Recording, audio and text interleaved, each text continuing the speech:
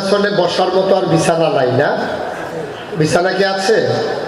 বিছানা থাকলে একটু আগাইয়া বসেন। এই কিছুক্ষণের ভিতরে বোয়া লইয়া একটা ফিটাফিটি হইতে আছে, এতে কোনো সন্দেহ নেই। আপনারা তাড়াতাড়ি এসে বসে যান। যারা এখনো দাঁড়িয়ে আছেন তারা বসে পড়ো। দয়া করে আপনারা পরিবেশটাকে সুন্দর করুন। লম্বা সময় আমি পাবো না। একেবারে ভর্তা, ভাজি, শাক, সবজি, সালাদ টালাদ দিয়া খাওয়ার মতো টাইম নেই। গরুর গোশত দিয়া ওরা তাড়াতাড়ি ডলা দিয়ে লাউন লাগবো ইনশাআল্লাহ। আল্লাহ যেন কবুল করে। ফ্যাট বরণ দিয়ে না কথা, আরেকবার আসলে সময় নিয়ে একেবারে ভর্তা, ভাজি, সালাদ আগে পরে যা আছে সব মিলিয়ে খাওয়া যাবে। আজকে আমরা এই গরুর গোশত নাইলে দেশি মুরগির গোশত দিয়া কয়েক টুকরা। উনি উঠছে কেন? বসে শুরুও করলাম না, দোহানটা খুললে সারছি না, কয় বাহি দেন। না ঠিক আছে, না এটা আমার দোষ না, কথা মনে করছে অন্য হুজুর। এই হুজুর যে কি হুজুর এবার আর আন্দাজ নাই এখনো। আমার মনে হয় ইন্ডিয়াতে আইছে রে, বাংলাদেশের হইলে তো চিনার কথা। হ্যাঁ বসে থাকেন সিফা দিয়া। আমিন কম জুড়ে কন, আরো জুড়ে। তো ভূমিকাতে আমি একটা কথাও বাড়াতে চাই না, শুধু এটুকুন বলতে চাই, কর্তৃপক্ষ অনেক চেষ্টা করেছেন আপনাদেরকে জায়গা দেওয়ার জন্য। ওনাদের চেষ্টার কোনো ঘাটতি ছিল না। আপনারা যেহেতু মাহফিলটা আমি এসেছি, এখন আমারই মাহফিল, আমি কর্তৃপক্ষের পক্ষ হয়ে আমি আপনাদেরকে বিনয়ের সাথে মিনতি করছি, যাদের সামনে জায়গা আছে বসে পড়ুন। আর জায়গা না থাকলে একটু কষ্ট করে দাঁড়িয়েই থাকা লাগবে। কি করা যাবে এখন? কারণ ইংরেজিতে একটা কথা আছে, লাভ does not keep A record of রং। ভালোবাসা কখনো ভুলের হিসাব রাখে না। নিশ্চয়ই আপনারা ভালোবাসার বন্ধনে আমার সাথে জড়িয়ে আছেন। এখন কেউ যদি গাছ উঠতে থাকেন তাও কোনো দোষ নাই। এই মসজিদের দোতলার সাদুরটা জানালা খুললে যদি কোনা দিয়া চাইয়া থাকেন তাতেও কোনো সমস্যা নেই। সবাই মিলেমিশে আমার মায়েরা, বোনেরা, ওনারা ঘরের ভিতরে আছেন, আপনারা ওখানেই থাকবেন। মহিলাদের জন্য কোনো প্যান্ডেল করা হয় না, না প্যান্ডেল আছে, তাইলে তো ঘরে থাকার দরকার নেই, আপনারা প্যান্ডেলে চলে আসছেন। বন্ধুগণ, আমরা শুরু করি ইনশাআল্লাহ। আল্লাহ যেন কবুল করে। সবাই করি আমিন। জোরে, আরো জোরে। আমি যখন যেটা বলতে বলি আওয়াজ করে বললেন। হ্যাঁ, আর গত মাহফিলে আমি বলেছিলাম মোবাইলগুলো ধরে রাখা যায় না। এগুলো ধরে রাখলে আপনি ওয়াজও শুনতে পাচ্ছেন না, আপনার রেকর্ডও হচ্ছে না। কারণ রেকর্ড করতে গেলে একটা সাউন্ড সিস্টেমের সাথে কানেকশন থাকা লাগে। আমার কথাগুলো আপনাদের পর্যন্ত ক্লিয়ার যাবে না। তো দয়া করে শুনতে যখন আসছেন মোবাইলগুলো বন্ধ করে খরগোশের মতো কান খাড়া করে মাছের মতো নিষ্পলক নয়নে আমার কথা শুনতে হবে ইনশাআল্লাহ। নামান মোবাইল নামান। আল্লাহ যেন কবুল করে। সবাই করে না আমিন। তাইলে আল্লাহর শুকরিয়া আদায় করলে আল্লাহ নিয়ামত বাড়াই দেয় নাকি দেয় না? কথা কন, জোরে কন। আল্লাহর শুকরিয়া আদায় করলে আল্লাহ নিয়ামত বাড়াই দেয়, প্রমাণ আছে নাকি নাই? কিন্তু আমরা চাইতে চাই না। আমরা বোকা তো, আমরা আল্লাহরও ফাঁকি দিতে চাই। জনগণের ফাঁকি দিতে দিতে এখন আল্লাহরও ফাঁকি দিতে চাই। বিপদে পড়লে একরকম, দেখবেন আল্লাহ আল্লাহ কইয়া চিল্লাইতে থাকে। এই মোবাইলগুলো বন্ধ করেন।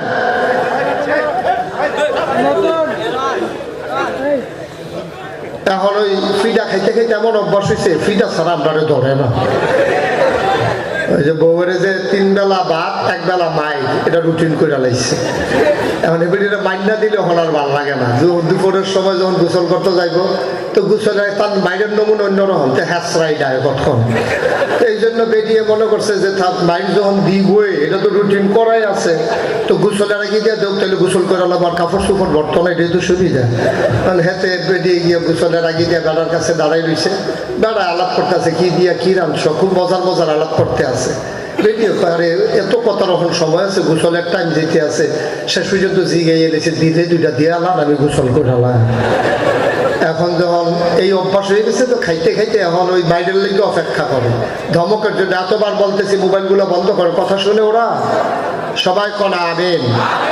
জোরে, আরো জোরে। আল্লাহর কাছে চাইতে হবে খালেস অন্তরে। আল্লাহর কাছে চাইলে আল্লাহ দেয় নাকি দেয় না? আল্লাহ কয় অদহনি আস্তাজিব লাকুম, ও বান্দা তুমি আমারে ডাক দাও, আমি ডাকের সাড়া দেব। তুমি দোয়া করো, কবুল করে নেব। তুমি চাও, চাওয়াকে পাওয়ায় পূর্ণতা দিয়ে দেব। সুবহানাল্লাহ বলবেন না? তিনি আমার আল্লাহ, তিনি আমার আল্লাহ। আল্লাহর কাছে চাইলে যে আল্লাহ দেয়, এটার প্রমাণ আছে নাকি নাই? মাহফিলের ভিতরে হুজুর ওয়াজ করতে আছে, মা বাপ দোয়া করলে কবুল, এটাকে আপনারা বিশ্বাস করেন? মা বাবা দোয়া করলে যে কবুল হয়, এই বিশ্বাস কি আমাদের আছে সবার? এখন ছেলে যখন হুজুর ওয়াজ করতে আছে, মা বাপে দোয়া করলে কবুল, তো হুজুরের ছেলে মাহফিলের ভিতরে বৈশা রয়েছে, ছেলে বৈশা বৈশা চিন্তা করতেছে, হুজুরে কয় আব্বা আম্মা দোয়া করলে কবুল। আচ্ছা 12টা বছর হইলো বিয়া করলাম, আব্বা আমার দোয়া করলেই কবুল হয়, আজকে 12 বছর হইলো বিয়া করলাম, একটা বাচ্চা কাচ্চা হইলো না, হলো সুইটা সেটটা, তো মায় দোয়া করলে তো সারা আব্বা এনো নাই, আম্মা দোয়া আছে। এবিডির ইন্ডিয়ার ভিতরে তাই না কমলা খাওয়াই, আঙ্গুর খাওয়াই, আপেল খাওয়াই, দোয়ারা বাজার তাই না, তারপরেও এই বেডি দোয়া করলে তো কারবার হয়ে যাচ্ছে, বাজ্ঞিয়া বলে। তো বাজ্ঞিয়া ডাক দিছে, আম্মা কয় কিটারে, কয় এই নাগাইশের হুজুর আইছিল, ফিরসা হুজুর যাইয়া কইলো যে মা বাপে দোয়া করলে কবুল। তো আব্বা নাই, তুমি দোয়া, তুমি দোয়া করলে তো কারবারটা ঘুরতে যায়, তো তুমি দোয়া করতে পারো না? তো মায় কয় আসলে আমিও কইলাম না, আল্লাহও দিল না, যা আজকে দোয়া শুরু। তো ফলাই কয় 12 বছর ধরে দোয়া করছেন, আজকে কি দোয়া করে শোনার দরকার আছে? হ্যাঁ, আজকে বউয়ের লোকে না ঘুমাইয়া ঘুমাইছে গিয়া মার লোকে যে আম্মা একটু তোমার সাথে শুই, অনেকদিন হয় শুই না। কয় ঘুমাও না, অসুবিধা কি? এখন ফলাই করছে কি ঘুমায় না, কাঁথার মুড়ি দিয়া একটু পরে পরে দেখে মা উঠছে কিনা, একটু পরে মাথা আলগি দিয়া দেখে না এখনো ঘুমায়, আর একটু পরে দিয়া দেখে যে না উঠছে। ঠান্ডা পানি দিয়ে উজু করিয়া মা তাহাজ্জুদের নামাজ পড়ে দোয়া করতে আছে, আল্লাহ ও আল্লাহ, নাগাইশের ফিসাব একটা ফ্যাস লাগাই দিয়া গেছে, এবার কয় দোয়া করলে বিলে কবুল হইতে দিয়ে আমারে ধরছে, দোয়া করলে কবুল হয় এটা আমি আগেও শুনছি, তুমি তার একটা ছেলে মেয়ে দিবা, তার একটা বিশ্বাস, তুমি দিলে তো পারো, তুমি কোন ফায়া কোন, তুমি হ বললে হয়ে যায়, তোমার সমস্যা গেছে। শোনো, যদি তোমার দিতে ভালো ছেলে মেয়ে দিতে সমস্যা হয়, তাহলে আতুইরা ল্যাংরা কানা কুইরা কোনো মতে তারে দিয়ে একটা বুঝ দিয়া দেয়। শুনে নাকি শুনে না? কথা বলাতে শুনে নাকি শুনে না? দেখো মা দোয়া লাগতো না, দোয়া লাগতো না, খেতা যে ঘুমাইলা ওইটাই বালা, দোয়ার দরকার নাই, এটি দোয়া। বাচ্চা কাচ্চা নাই এটা এক বালা, তে আতুইরা ল্যাংরা কানা কুইরা এইটা হেসরাই বোকাটা থাক দোয়া। আমার বাচ্চা কাচ্চা লাগে তো কপালও নাই, ওইতো না হুদুদি ছাড়ছে হইতালাম। মা চোখের পানি ছেড়ে দিলেন, মা ডাক দেয়া কয় সন্তান আমার, আমি কি আর দোয়া পারি নাকি? আগের দিনের মহিলা, বয়স কম থাকতে বিয়ে হয়ে গেছে, তোর আব্বার সাথে বিয়ে হওয়ার পরে লেখাপড়ার সুযোগ পাই নাই, কেমনে দোয়া করা লাগে তাও শিখি নাই, মুখে দিয়া যা আসে তাই বলে দিয়েছি, তুই মন খারাপ করিস না, আমি চাইতে ভুল করতে পারি, আমার বুঝ তো বেশি ভালো না, আমার বুঝ যেমন তেমন, দেউন্যার বুঝ বড় ভালো। আমি চাইতে ভুল করতে পারি, আমার আল্লাহ দিতে ভুল করেন না। আমি যেমন তেমন ভাবে চাইছি, দৌড়ায় বুঝ করে দেবে, এটা নিয়ে তোর চিন্তার দরকার নাই। আমি চাইছি ছোট করে, আমার আল্লাহ দেবে বুঝ করে। বলেন সুবহানাল্লাহ। এই আল্লাহ আছেন নাকি নাই? ছিলেন নাকি ছিলেন না? থাকবেন নাকি থাকবেন না? আমার এই আল্লাহ কয়জন? জোরে কন, আর জোরে মধুর সুরে সবাই মিলে মন প্রাণ উজাড় করে, গলা ছেড়ে দিয়ে মধুমাখা কণ্ঠে আকাশ বাতাস প্রকম্পিত করে, উড়ার জমিন কাঁপিয়ে দিয়ে দিনকে আরো আলোকিত করে, গলা ছেড়ে দিয়ে বলিষ্ঠতার সাথে সবাই চিৎকার করে চলো আল্লাহর একটা ডাক দেয়, আল্লাহ ও প্রাণের আল্লাহ। খুঁজে খুঁজে দেখলাম সব কিছুর মতো পাইলাম, তুমি আল্লাহর মতো পাইলাম না। তুমি লাম ইয়ালিদ ওয়া লাম ইউলাদ ওয়া লাম ইয়াকুল লাহু কুফুয়ান আহাদ। সুবহানাল্লাহ। না, তুমি কারো থেকে জন্ম নাও নাই, কাউকে জন্ম দাও নাই। ও বন্ধু, দুনিয়ায় পীরের মতো পীর হয়, নেতার মতো নেতা হয়, মন্ত্রীর মতো মন্ত্রী হয়, এমপির মতো এমপি হয়। আমার আল্লাহর কি মতো হয়? আমার আল্লাহর কি নমুনা হয়? আমার আল্লাহর কি ডুপ্লিকেট হয়? আমার এই আল্লাহ কয়জন? জোরে কন, হর জোরে, মধুর সুরে, সবাই মিলে মন প্রাণ উজাড় করে গলা ছেড়ে দিয়ে মধুমাখা কণ্ঠে চলো সবাই মিলে আল্লাহকে আবার জানিয়ে দেয় লা ইলাহা লা ইলাহা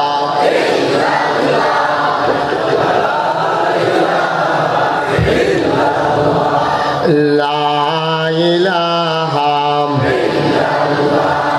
লা ইলাহা ইলাহা ইল্লাল্লাহু মুহাম্মাদুর রাসূলুল্লাহ সাল্লাল্লাহু আলাইহি ওয়াসাল্লাম। সবাই পড়েন আলহামদুলিল্লাহ। বন্ধুরা আমার, ভাইরা আমার, আবার আল্লাহ রাব্বুল আলামিন এই দুনিয়ার ভিতরে আমাদেরকে যাদেরকে মানুষ বানালেন, মানুষ বানানোর পরে আল্লাহ চাইলেন আমরা সবাই যেন জান্নাতে চলে যাই। একটা মানুষ জাহান্নামে গেলে আল্লাহর কোনো লাভ নাই, সবাই জান্নাতে গেলে আল্লাহর লাভ। কারণ আল্লাহ যেদিন বলেছিলেন ইন্নী জাইলুন ফিল আরদি খলিফা, ফেরেশতারা সেদিন বলেছিল মানুষ বানানোর দরকার নাই, মারামারি কাটাকাটি ঝগড়া বিবাদ করবে। আল্লাহ সেদিন বলেছিলেন ইন্নী আ'লামু মা লা তা'লামুন, আমি যা জানি তোমরা তা জানো না। বলেন সুবহানাল্লাহ। মানুষ বানানো হয়ে গেল, এই মানুষগুলো জাহান্নামে গেলে আল্লাহর লস। ফেরেশতারা ডেকে ডেকে বলবে আল্লাহ বলেছিলাম মানুষ বানাবেন না, মানুষ যে বানালেন ওরা তো এখন জাহান্নামে যাচ্ছে, মারামারি কাটাকাটি করতেছে, এবার কেন মানুষ বানাইলেন? আর যদি সবাই জান্নাতে চলে যায় তাইলে আল্লাহ তাবারক ওয়া তাআলা ফেরেশতাদের সামনে ওনার মুখ উজ্জ্বল হয়ে যায়। যেমন এখন আল্লাহ ডাক দিয়া বলতেছেন ওই ফেরেশতারা তোমরা কই আছো? আছি আল্লাহ। কয় কলাউড়া দারুস সুন্নাহ মাদ্রাসা মাঠে একটু যাও, দেখে আসো কি কারবার। আল্লাহ ওই জায়গায় আছি। দিনের বেলা লোকে লোকারণ্য জনসমুদ্রে পরিণত হয়ে গেল, মানুষ বসার জায়গা পেল না। তোমরাই তো বলছিলে মানুষ বানানোর দরকার নাই, এখন বুঝোটা কেমন? জমিনে কাজ আছে, অফিস আছে, প্রতিষ্ঠানে ব্যবসা আছে, প্রতিষ্ঠান খোলা আছে, সব জায়গায় সব ফালাইয়া মানুষগুলো আরামকে হারাম করে। ধুলা মাখা ধুলার বিছানায় ওরা এসে বসে গেল। তখন তো বলছিলাম বানানোর দরকার নেই, এখন বুঝোরা কেমন? ফেরেশতারা লজ্জিত হয়ে যায়, ওরা ডাক দিয়ে কয় মাওলা বুঝি নাই মানুষগুলাকে, এমন মানুষগুলা যে এমন করে দৌড়ে দৌড়ে হাজির হয়ে যাবে। বলো সুবহানাল্লাহ। অবন্ধ মন দিয়ে শুনো, আল্লাহ তাবারক ওয়া তাআলা এই দুনিয়ার ভিতরে মানুষ করে বানানোর পরে মানুষের অনেকগুলা জীবন দিল। সবগুলা জীবন নিয়ে কথা বলা যাবে না। আমরা শুরু করি, কোরআনে ঢুকে যাই, আমরা মারদুদ শয়তান থেকে ফানাহ চাই। একটা মানুষের যতগুলো জীবন, একটা জীবন, খুব খেয়াল, আমরা মূল আলোচনায় ঢুকে যাচ্ছি। মানুষের অনেকগুলা জীবন। এক নম্বরে তার ব্যক্তি জীবন, দুই নম্বরে তার পারিবারিক জীবন, তিন নম্বরে তার সামাজিক জীবন, চার নম্বরে তার অর্থনৈতিক জীবন, পাঁচ নম্বরে তার রাজনৈতিক জীবন, ছয় নম্বরে তার ইন্টারন্যাশনাল রিলেশন, এক নম্বরে হলো ব্যক্তি জীবন। অর্থাৎ তুমি আমি আমরা ব্যক্তিগতভাবে যে জীবনটা চলি, মনে করো মা নাই, বাপ নাই, ছেলে নাই, মেয়ে নাই, বউ নাই, স্ত্রী নাই, কেউ নাই, আমি একা। এই জীবনটা হবে কেমন সেই সম্পর্কে আলোচনা। তোমার পরিবার হয়ে গেছে, এখন চলবে কেমন সেই সম্পর্কে। তুমি সমাজের একটা মানুষ, সমাজে তোমার দায়িত্ব কি সেই সম্পর্কে সুবহানাল্লাহ কয় না। তোমার অর্থনীতি চলবে কেমনে, অর্থাৎ তুমি কামাই করবা কোন পথে, খরচ করবা কোন পথে, কেমন হবে তোমার আন্তর্জাতিক সম্পর্ক। তোমার বাংলাদেশ একটা দেশ, ইন্ডিয়া একটা দেশ, পাকিস্তান দেশ, নেপাল, ভুটান, এই যা আরাকান, এই সব মিলিয়ে তোমার চতুর্পার্শ্বে যত দেশ, তাদের সাথে তোমার সম্পর্ক কেমন হবে, এটাই হচ্ছে ইন্টারন্যাশনাল রিলেশন। ওই মানুষের আন্তর্জাতিক সম্পর্ক শুরু করব আমরা ব্যক্তি জীবন দিয়া। সবাই কোনা আমিন। ব্যক্তি জীবন মানে আমি হুজুর, এই আর ইচ্ছে আমরা আলাদা আলাদা। এখন আমারটা আমি চলবো কেমনে, মনে করেন আমার স্ত্রী, মা, বাপ, ভাই বোন সব বাপ, শুধু আমি তো চলতে হবে। এখন আমি চলবো কেমনে, খুব খেয়াল করেন, গভীর মনোযোগ। একটা মানুষের ভিতরে দুইটা জিনিস বাস করে, একটা হচ্ছে মনুষ্যত্ব, আরেকটা হচ্ছে পশুত্ব। যে মানুষ হতে চায়, মানুষ হিসাবে যার পরিচয় দিতে চায়, তার মনুষ্যত্বের বিকাশ ঘটবে, পশুত্ব সে দাফন করে দিতে হবে। প্রতিটা মানুষের ভিতরে কিন্তু একটা পশু বাস করে। লোভ আমাদের ভিতরে আছে নাকি নাই? আমার কথা বলা, লোভ আমাদের ভিতরে নাই? লোভ যদি নাই থাকতো, জনগণ ম্যান্ডেট দিয়েছে 5 বছরের জন্য, যে তোমরা আমরা ভোট দিলাম 5 বছরের জন্য ক্ষমতায় থাকবা। এখন ক্ষমতায় গিয়ে যখন মজা পাইছে, তখন ওই লোভ তার ভিতরে কাজ করা শুরু করছে, তখন রয়ে গেছে 5 বছরের জায়গায় 17 বছর। ঠিক কিনা?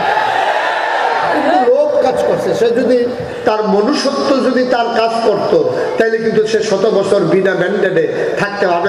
যদি কন যে হুজুর বিনা ম্যান্ডেটে থাকলো কেমনে, এর আগে না 3 বার নির্বাচন হইলো, এটি নির্বাচন নাই, হইলো ফলাফাইলে খেলে না ছোট থাকতে, এটা নির্বাচন খেলা।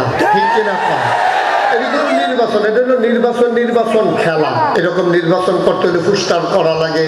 ওই যে আগে ছোট বাচ্চারা দেখবেন এই খেলে কেমনে, একজনে বউ হয়, একজনের স্বামী হয়, এই জামাই বউ মিললে আবার রান্না বান্না হইতেছে, এরকম ফাতার উপরে আবার প্লেট দিতে আছে, খাইতে আছে। এটা হলো সংসার খেলা।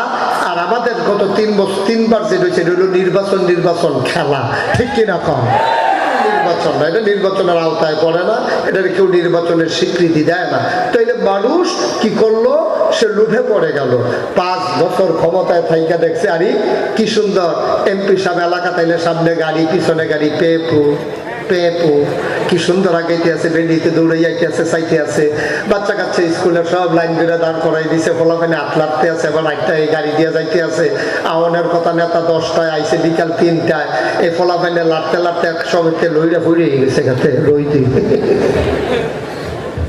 বেহুশ হইয়া সে পড়ে গেছে। কিন্তু একটা আনন্দ, কি সুন্দর ফুলের মালা, গেটের পরে গেট, তোরণের পরে তোরণ, পুস্টারিং, মাইকিং, ফুলের মালা দিয়ে নেতারে ভুষা বানাই লিছে, সুজা বেড়ারে বেহা বানাই লিছে ফুলের মালা দিয়ে। আমি এই জন্য বলি, দুনিয়াতে ফুলের মালায় যে লুভে পড়ে যায়, পরকালে তার জন্য জুতার মালা অপেক্ষা করে। ঠিক কিনা বলো?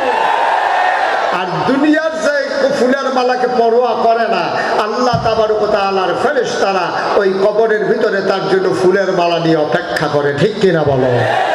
দুনিয়ায় যখন তুমি ফুলের মালায় লুভে পড়ে যাও, তখন তোমার জন্য অপেক্ষা করে জুতার মালা। আর দুনিয়ায় যখন তুমি ফুলের মালা চাও না, টিটকারি হয়, বস্কারা হয়, জেল জুলুম নির্যাতন হয়, তুমি মনে রাখবা, সাদা কাগজে লিখে রাখবা, তুমি মরতে দেরি, কাফন পরাইয়া কবরের ভিতরে দাফন করতে দেরি। সবাই দেখবে মাটির কবর, তুমি কবরে গিয়া দেখবা মাটির কবর, মাটি নাই, মাটির কবর জান্নাতের টুকরা হয়ে গেছে। এবার একটা রায় দেন দেখি, এখন কি দুনিয়ায় ফুলের মালা ভালো না কবরে ফুলের মালা ভালো? দুনিয়ায় সবাই মিলে জুতার মালা দেয়, কবরে যদি হয় ফুলের মালা, তাহলে তার মানব জীবন সার্থক।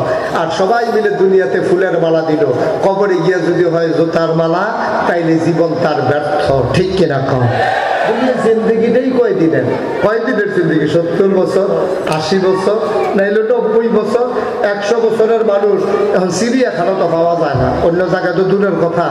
100 বছরের মানুষ খুব কম আছে কিনা আমি জানি না, তবে নগণ্য, থাকলেও হয়তো সারা বাংলাদেশ চুক্তি কয়েকজন থাকতে পারে। তাইলে সামান্য কয়েকদিনের জিন্দেগিতে কি করবেন আপনি ফুলের মালা দিয়া? করবেন নাকি আপনি? দুনিয়ায় যদি ফুল জুতার মালাও দেয়, আর পরকালে যদি হয় ফুলের মালা, এটাই হচ্ছে আপনার আসল কাজ। এই জন্য ব্যক্তি জীবন তো বুঝছেন, মানে আমারটা আমার এখনো বউও নাই, সংসারও নাই, আব্বাও নাই, আম্মাও নাই, আমি একাকি। তাইলে আমি একাকি চলবো কেমনে? এটা আর মর্যাদা হবে কার? এটা আল্লাহ কোরআনে বলেছেন, ইন্না আকরামাকুম ইনদাল্লাহি আতকাকুম। দুনিয়ার ভিতরে মর্যাদা বেশি যা, ওই দুনিয়ার অন্তরে আল্লাহর ভয় বেশি যা। সুবহানাল্লাহ বলবেন না? তুমি যদি ব্যক্তি জীবনে সৎ হতে চাও, তুমি যদি ব্যক্তি জীবনে ভালো একজন মানুষ হতে চাও, তাইলে তোমার পশুত্বকে জব করে ফেলতে হবে। তোমার ভিতরে যে পশুটা বাস করে, এই জন্য আল্লাহ কোরবানির ঈদ দিয়েছেন, কোরবানি দিয়েছেন, দীর্ঘ 1 মাসের রোজা দিয়েছেন তোমার পশুটারে জব করার জন্য। আমরা বছরে বছরে পশু কোরবানি দেই, কিন্তু আমার ভেতরের পশুটাকে আজও কোরবানি দেওয়া হলো না, ঠিক কিনা? বছরে বছরে তুমি কুরবানি দাও, কিন্তু তোমার ভিতরে যে একটা পশু বাস করে, তোমার ভিতরে যে একটা শিয়াল বাস করে, তোমার ভিতরে যে একটা কুকুর বাস করে, এটা তো জব করো নাই এখনো, এটার আগে জব করে। এখন আপনি যদি বলেন যে হুজুর আমরা কি সবাই পশু? আপনারা কি? আমিও তো পশু। আমরা পশু সবাই। প্রাণ থাকলে প্রাণী হয়, মন না থাকলে মানুষ হওয়া যায় না। এই মনুষ্যত্বের বিকাশ ঘটাইতে হবে। আমি আপনাদেরকে বলি, আপনি খেয়াল করবেন আমরা কেমন মানুষ। আমি যদি এখন 1 কোটি টাকা, আমি তো গাড়ি আনি নাই, মনে করেন হেলিকপ্টারে করে আমি 1 কোটি টাকা নিয়ে আসলাম, আইনে আরিফ চেয়ারম্যানকে বললাম, জুয়েল চেয়ারম্যান, আমি ওনাকে বললাম, জুয়েল ভাই আমার হেলিকপ্টারে 1 কোটি টাকা আছে, আপনি 10 জন লোক আনবেন, আমি জনকে 10 লক্ষ টাকা করে দেব, সেজন্য চইলা ফিরা খাইতে পারে, একটা ঘর উঠাইয়া বিয়া শাদী কইরা 2-3টা ছাগল টাগল গরু টরু কিনা, কয়েক ঘন্টা ক্ষেত কিনা, সেজন্য মিলজিল করে চলতে পারে, এই জন্য আমি জনকে 10 লক্ষ টাকা করে দেব। এই কথা বলার পরে উনি ঘুরে টুইরা একজন রয়েছে। ওনার আনতে বসি কয়জন? কথা বলা কয়জন? কথা বুঝেন নাই আমার? জুয়েল ভাইরে কয়জন আনতে বলছি? উনি আনছে কয়জন? তাই বললাম কি জুয়েল ভাই আপনারা কইলাম যে 10 জন আনার জন্য আপনি একজন লোক লাগাইছেন? কই যে হুজুর আমি 10 জনে খুঁজছি না, তারে যখন কইছি যে হুজুরের কাছে 1 কোটি টাকা আছে, 10 জন লোক লাগবে, তুমি 1 নাম্বার। হ্যাঁ তো কয় এরপরে বাহি 9 জন কারা, কয় একটু খুঁজা বার করবো, কয় খুঁজার দরকার কি? আমি কখন ধনী মানুষ হয়ে গেছি, আমার 1 কোটি টাকা দিলে কামলা খাইতে পারতাম না আমি? আমার 1 কোটি টাকা আমার এই দিয়া দেন, আর লোক বিছানোর দরকার নাই, ভোটের সময় কাম লাগলে বাক্স লইয়া লাভ দিয়া ভরে যাবো, কামলা যা করে কর। চেয়ারম্যান লইয়াছে একজন, এটাই আমাদের স্বভাব। আমরা 10 জন মানুষ খুঁজতে চাই না। টাকা যদি আপনারা 1 কোটি দেওয়ার পরে 10,000 টাকা যদি আমার হাতে থাকে, সে বলবে হুজুর এটা ফিরে নিয়ে লাভ নাই, এইটাও আমার এই দিয়া দেন। এটা হলো আমরা মানুষের স্বভাব হয়েছে এইরকম। কারণ আমাদের মানুষ আমাদের কুকুরের স্বভাব। আপনি একটু পরীক্ষা করেন, আমি মাহফিল থেকে যাওয়ার পরে আপনি 3টা খাস্তা বিস্কুট কিনবেন, কয়টা? আরে ঘুমাই গেছেন নাকি আপনারা? কয়টা? প্রিন্সিপাল হুজুর বলছেন না, একটা কন্যা দেখিও দেখা কয় না। আর জুয়েল চেয়ারম্যান তো কেমনি সিফা দিয়ে বইয়া দিয়েছে, একটা শব্দ বার হয় না ভিতরেতে, বুঝলাম না তো কারবারটা কিচ্ছু। বাইকতে কইয়া দিছে যে আওয়াজ করো না নাকি? হ্যাঁ আওয়াজ করে, আওয়াজ কারণ আপনি আওয়াজ করলে ছাড়িয়ে না বলে ছেড়ে দেওয়ার কথা না। এটা কি মেম্বারের আওয়াজ নাকি ভোটারের আওয়াজ? চেয়ারম্যানের আওয়াজ না? আওয়াজ কারে কয় দেখা দিবেন কয়টা রে? আপনি 3টা খাস্তা বিস্কুট কিনবেন, একটা কুত্তা ডাক দিবেন, একটা কুকুর ডাক দিয়ে না, আপনি 3 হাত দূরে 3টা খাস্তা বিস্কুট দিয়ে রাখবেন, এখানে একটা, এখানে একটা, ওইখানে একটা। কুত্তাটারে দিয়ে আপনি চাইয়েন কুত্তাটা কি করে। কুত্তাটা দেখবেন একটা খাস্তা বিস্কুট খায়, আরেকটারে ধরে রাখে, আরেকটা চাইয়া নেয়, ঠিক কিনা কন? একটা খাইতে আছে, আরেকটারে পা দিয়ে ধরে রাখছে, আরেকটার দিকে চাইয়া বেশি কেউলি লইয়া যায়, ঠিক কিনা কন? এই মানুষের স্বভাব হচ্ছে এইরকম। মানুষ যা পায় তাই নিতে চায়, মানুষের কোনো তুষ্টি নাই, এই জন্যই মানুষ নিমক হারাম, ঠিক কিনা? আল্লাহর সন্তুষ্টি নাই, তারে আরো দিলেও তার কোনো চাওয়া নাই। যার পাও নাই সে মনে মনে আশা করে যদি আমার 2টা পাও হইতো। মানুষ পাও দিয়ে কেমনে দৌড়ায়, আমার 2টা পাও হইলেই চলতো। আল্লাহ তো তোমার কাছে আমার কোনো দাবি দেওয়া নাই, শুধু দুইটা পা দিও। এখন দুইটা পা দিছে, চাইস করলে বইয়া বইয়া দেখে তার সামনে দিয়ে সাইকেল চালাইয়া খোলা পাইলে যায়।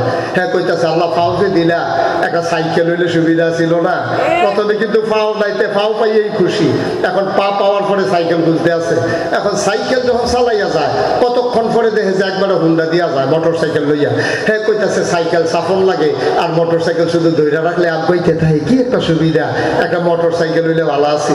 হ্যাঁ মোটর সাইকেলের দাবি দেওয়া কইরা সেটা এর ভিতরে দেখে বৃষ্টি নামছে, মোটর সাইকেল ওলাও আইনা ঘরের ভিতরে মোটর সাইকেল ঢুকাইছে। প্রাইভেট কার ওলা চেয়ারম্যান সাহেব সুন্দর করে দেখাইতেছে বৃষ্টির ভিতর দিয়ে, গাও বৃষ্টি পড়ে না, তে কইতাছে মোটর সাইকেলের জায়গায় একটা প্রাইভেট কার হইলে ভালো আছে। প্রাইভেট কার যখন দিছে আমার মতো আর কি, প্রাইভেট কার আল্লাহ আমারই দিছে। এখন জ্যামে ফরি দেখে আমার হেলিকপ্টারের দরকার। লুপের চাহিদার কোনো শেষ নাই, ঠিক কিনা কম?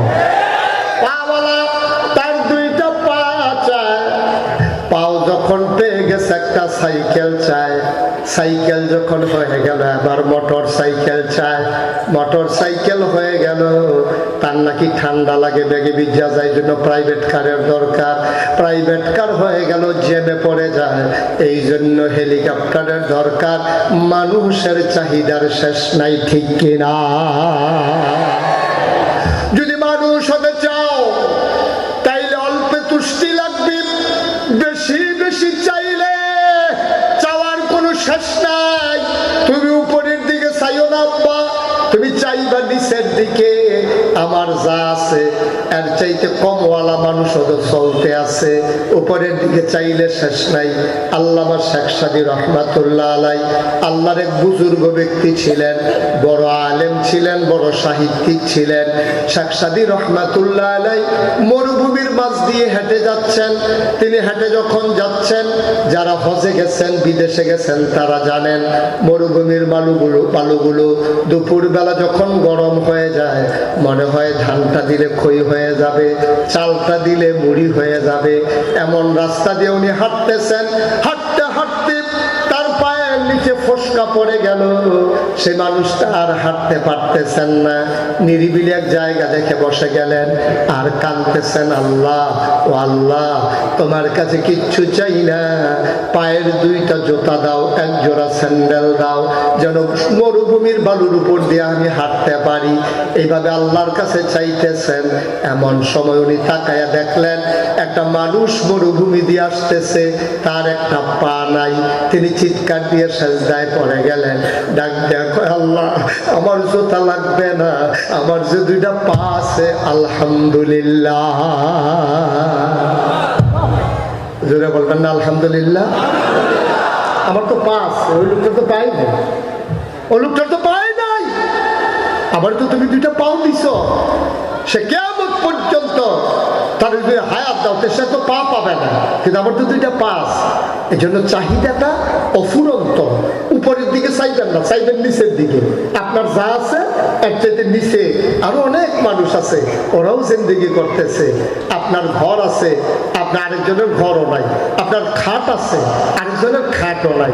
পাইপের ভিতরে মানুষ ঘুমায়, ফুটপাতে মানুষ ঘুমায়, আপনি মশারির জ্বালায় ঘুমাইতে পারেন না, অথচ সে বিছানাও নাই, তার ঘরও নাই। সেই লোকটাও তো ঘুমাইতেছে, জীবন ধারণ করতেছে। তাইলে চাইতে হবে কি উপরের দিকে না নিচের দিকে? উপরের দিকে না নিচের দিকে? চাইবেন নিচের দিকে, তাইলে দেখবেন আর লোভ লালসা কাজ করবে না। মানুষটা একটা পারফেক্ট মানুষে পরিণত হয়ে যাবে। আর আপনি যদি সোনার মানুষ হতে চান ব্যক্তি জীবনে, তাইলে আপনার অন্তরে ভয় থাকতে হবে কার? না কথা কয় না কার? কারণ আপনি একা একা যখন থাকেন, মাঠের মাঝখানে আছেন, কেউ দেখে না, চতুর্দিকে তাকাইয়া দেখেন কোনো মানুষজন নাই, আপনি হাওরের মাঝে আছেন, তাইলে ওইখানে তো কেউ দেখে না। ওখানে যদি আপনি গোনা করেন তাইলে তো কেউ দেখবে না, আপনি গোনা করলেও সমস্যা নাই।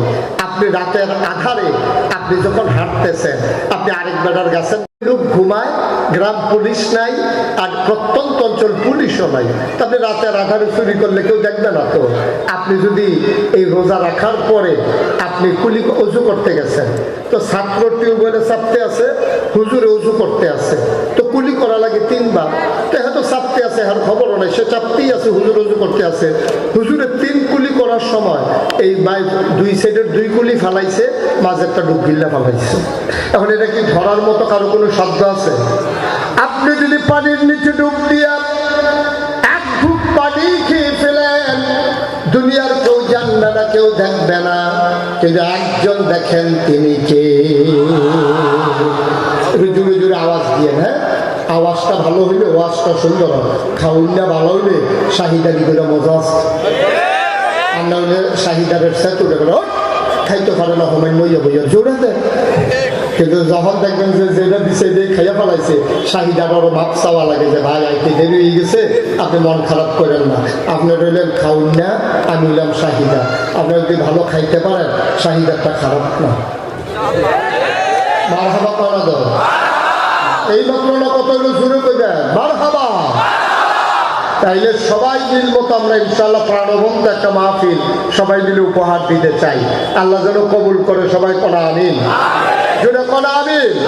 বন্ধুরা আমার, ভাইরা আমার, ব্যক্তি জীবনে কেমন করে আপনি আল্লাহর ভয় অন্তর অর্জন করবেন, এই জন্য আল্লাহ তাবারক ওয়া তাআলা নবীকে ডেকে বললেন কোরআনুল কারীমে 21 পারায় সর্বশেষ সূরা, সূরার নাম সূরা আহজাব, 9টা রুকু, 73টা আয়াত। আল্লাহ কয় কোরআনে ঢোকার আগে মারদুদ শয়তান থেকে পানাহ চাই, যিনি রহমান যিনি রহিম, তার নামে চলো শুরু করি, সবাই পড়ি। আউযু বিল্লাহি মিনাশ শাইতানির রাজিম। বিসমিল্লাহির রাহমানির রাহিম। ইয়া আইয়ুহান নাবিয়্যু তাকিল্লাহ ওয়া লা তুতি'ল কাফিরিন ওয়াল মুনাফিকিন। আল্লাহ তাবারক ওয়া তাআলা তার নবীকে তৈরি করতে চাইলেন, মানুষ থেকে সোনার মানুষ বানাতে চাইলেন, কোরআনুল কারীম আয়াত নাযিল করে দিলেন। হ্যাঁ নবী, আপনি ভয় পাবেন কেবলমাত্র, শুধুমাত্র, একমাত্র আমার আল্লাহকে। সুবহানাল্লাহ বলবেন না? এখন একটা চিকন কথা, বাচ্চাদেরকে কাউকে উঠতে দিয়েন না। এখন থেকে যে উঠবে তার কোনো বিচার হবে না, যাদের কাছ থেকে উঠবে তাদের বিচার হবে। যে আপনার লগের থেকে উঠতে গেল কেমনি বিচার হইব আপনার? হ্যাঁ, তো বুঝে না উঠবে, তো বুঝে না, ওই যে বুঝে না, কি ওই যে বুঝছে এবার আয়া উঠতে আছে, তো তে যে বুঝে না তারে বুঝে নিয়ে একজন নয়, টান দিয়ে হতাইলেই বেন, আল্লাহ যা করে করে। মারহাবা কর, জোরে কর মারহাবা। তাহলে এক নম্বরে আপনি ভয় পাবেন কারে? আল্লাহর ভয় যখন অন্তরে জায়গা হয় তখন আর মানুষটা 2 নম্বর থাকে না। একটা উদাহরণ দিলেই বুঝবেন। একবার চুরি করে 40 বছর। কয় বছর? আরে কথা কইেন, কয় বছর? কইছেন তো চাও নেয় না, কইছেন কয় বছর? 40 বছর লাগাইয়া বেড়া চুরি করে। চুরি করতে করতে করতে করতে গত বছর 2 বছর ধরে এবার 2বার ধরা পড়ছে। এর আগে জীবনে এবার কেউ ধৈর্য রাখতে পারছে না। প্রত্যেকে জানি 1 নাম্বার সরিষার তেলটা আনে, এবারে শৈলে এমন ভাবে বাহে তারে ধরলে হতে বুঝছিল এবারে দেখা তারে ধরার কোনো সুযোগ নেই। 40 বছর ধরে চুরি করে গত 2 বছর ধরে ধরা পড়ছে। পরে তার ছেলেরা ডাক দিয়া করেছে, বাবা আমি তো বোধহয় যে কোনো সময় মরে যাবো, আর চুরি বোধহয় আমার দিয়ে আর হইতো না, কারণ 2 বছরের ভিতরে 2বার ধরা পড়ে গেছি গা, নমুনা খারাপ। আর আমি যদি মরে যাই এই এলাকায় আর চুরিটা থাকবে না, এটা ধরে রাখা দরকার আছে। আমি নিয়ত করছি আমার ফাস্টফুডের ভিতরে তোমার এই চুরিটা শিখাবো। নিয়ত টিয়ত করে তারে কইতেছে, তো ফুটে কইতেছে, আব্বা আমি কি আজকে চলে যাবো? আরে কয় না, মসজিদে দোয়া করার লাগবো, তোর হাফ প্যান্ট বানান লাগবো, তেল কিনন লাগবো, অনেক কারবার টারবার আছে। তারে বাজারে নিয়ে কালো দেখা টাইট কইরা এমন একটা হাফ প্যান্ট বানাইছে, তে হাফ প্যান্ট পরলে তার হাফ প্যান্ট আছে না নাই বুঝাই যায় না, এমন টাইট কইরা বানাইছে যেন ধৈর্য রাখতে না পারে। তো তারে কইছে যে আব্বা এরপরে কি করুন, আজকে মসজিদে দোয়া হইব, আগামী শনিবার আমরা কারবার শুরু করবো। তো ইমাম সাহেব গিয়া কইছে যে হুজুর, এই আমার একটা মনে গোপন একটা ইচ্ছা আছে, আপনি দোয়া করবেন মসজিদে সবাই নিয়ে 5 কেজি বাতাসা আনছি, বাতাসা দিয়ে আপনি দোয়া করাই দেবেন, আমার মনের আশা যেন পূরণ হয়। তো হুজুরে তো আর জানে জানে না তার মনের আশা কি। তো শুক্রবারে সবাই রেখে যাই, আপনারা সবাই বসেন, আজকে দোয়া আছে। এখন হুজুরে দোয়া করতেছে, আল্লাহ একজনের মনের একটা গোপন আশা আছে, তুমি একটু দোয়াটা আল্লাহ তার মনের আশা পূরণ করে দিও। বাতের সওয়াল আছে, হেতে ফিসেতে সুরে ফিসেতে কইতে আছে, হুজুরকে দোয়া করেন রাইতরা যেন বেশি আমদাই রয়। তো হুজুরে মনে করছে হয়তো কবিরাজি ওষুধ টষুধ খাইবো, রাত্রে আন্দায় রইলে বুঝে কবিরাজি ওষুধের লেগে সুবিধা। তো হুজুরে দোয়ার ভিতরে বলছে, আল্লাহ রাত্রে বেশি একটু অন্ধকার করে দিও। হেতে আবার হুজুর কয়টা ফোটা বৃষ্টিও যেন ফোন। তো হুজুরে আবার কইছে, আল্লাহ কয় ফোটা বৃষ্টিও দিও, কয়েকগুলো লিরা বাতাসও যেন থাকে।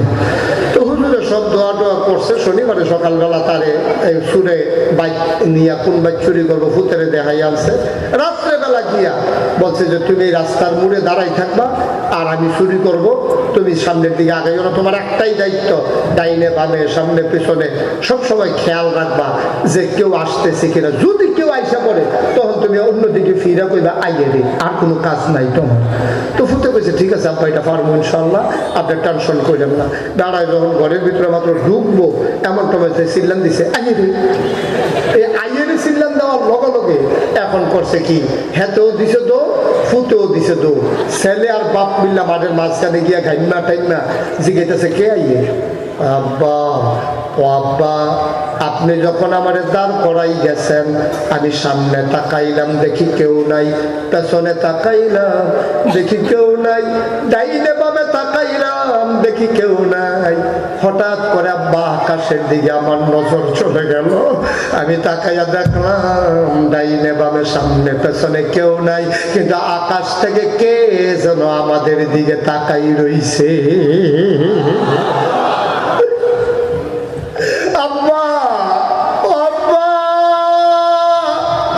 আমার ভয় ঢুকে গেছে। মনে হইল দুনিয়ার কেউ যখন দেখে না, আকাশ থেকে একজন দেখে তিনি আমার আল্লাহ। আমি এটা দেখে সাংঘাতিক ভয় পাইছি। এই জন্য আমি আপনারা ডাক দিছি, আইয়েরে কইয়া ডাক দিছি আব্বা। আমি আকাশ থেকে মনে হইল যেন আল্লাহ তাকাই রইছে। এবার ছেলেরে ধইরা বাপ অজরে কান্না শুরু করে দিয়েছে।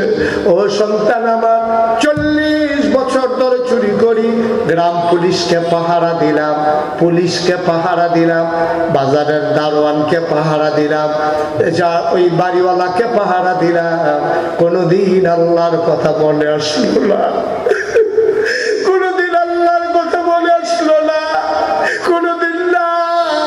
আজকে তোমার আইনা আমার বিরাট বড় একটা লাভ হইছে, আমি আল্লাহকে চিনে ফেলছি। আসো আসো আসো, বাড়িতে আসো। বাপ বেটা দুইজন বাড়িতে গেলেন, ঘরের মহিলা দৌড় দিয়া বেরিয়েছে, কি আনছেন এই বস্তার ভিতরে দেন। লোকটা কয় আজকে মহামূল্যবান একটা জিনিস চুরি করেছি। এখন মহিলা মনে করছে কানের দুল না নাকের ফুল, গলার মালা না হাতের মালা। মহিলা কয় স্বর্ণ পাইছেন, ভালোই হয়েছে, আমার স্বর্ণের অলঙ্কার গুলো আপনি বেচা ফালাইছেন, ভালোই হয়েছে, দেন দেন দেন। লোকটা কান্দার কয় বিবি আমার, আজকে দুনিয়ার কোনো হিসাব মিলাইও না বিবি, আজকে মহামূল্যবান জিনিস আমি চুরি করে নিয়ে এসেছি। কয়টা রাখছেন কই? কয়টা রেখেছি আমি আমার অন্তরের ভেতরে।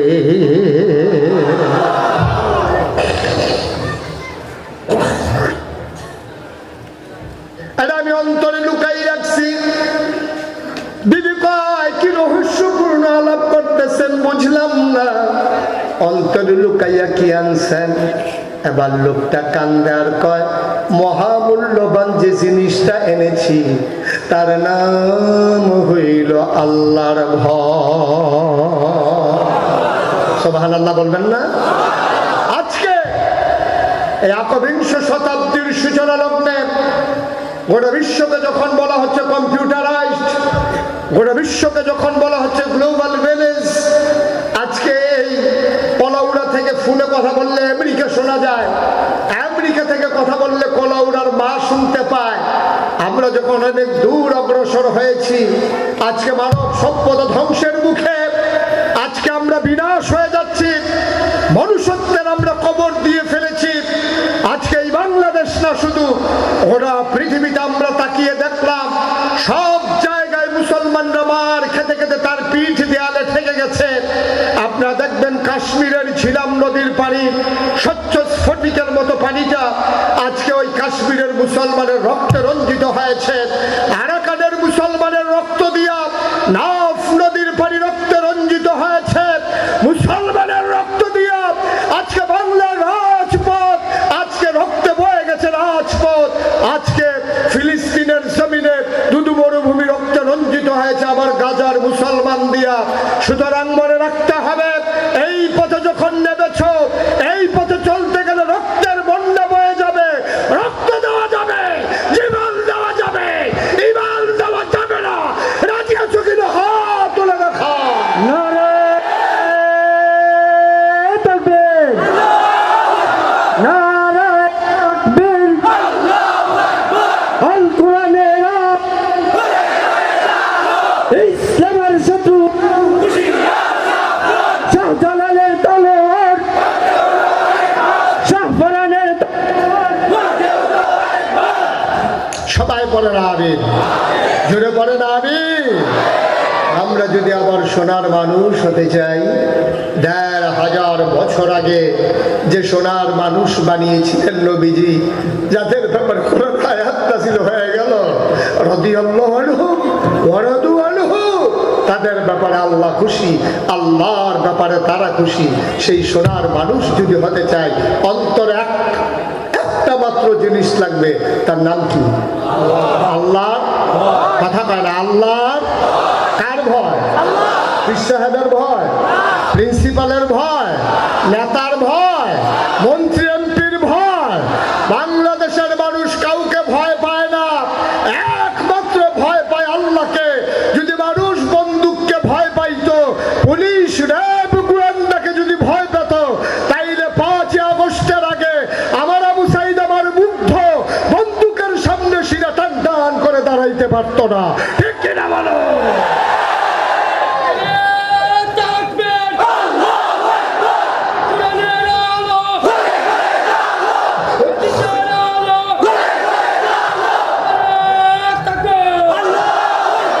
তাহলে মানুষের কয়েকটা জীবনের ভিতরে একটা গেল ব্যক্তি জীবন, কথা মনে আছে তো না?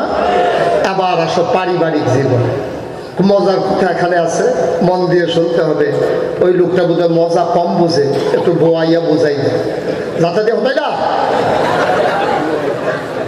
কিরে যতদিন না নাই হ্যান দিয়া। হ্যাঁ, বেশি জানাল একেবারে ইমার্জেন্সি, তার ছেড়ে দেখ, আবার অন্য কাপড় চোপড় নষ্ট।